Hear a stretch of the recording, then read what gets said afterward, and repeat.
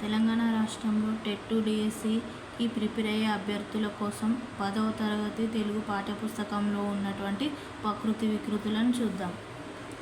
First one ఆధారం, ఆదరువు, ఆజ్ఞ, ఆన, ఆశ్చర్యం, అచ్చెరువు, కథ, కథ, కవిత, కైత, కార్యం, కర్జం, కావ్యం, కబ్బం, దిశ, దశ, ప్రయాణం, పయనం, భాష, భాష, మృత్యువు, మిక్తి, యోధులు, జోధులు, యజ్ఞం, జన్నం, విద్య, విద్యే, శిఖ, సిగ, శక్తి, శక్తి, సముద్రం, సంద్రము, సహజం, సహజం, స్తంభం, కంబము, హృదయం, ఎద.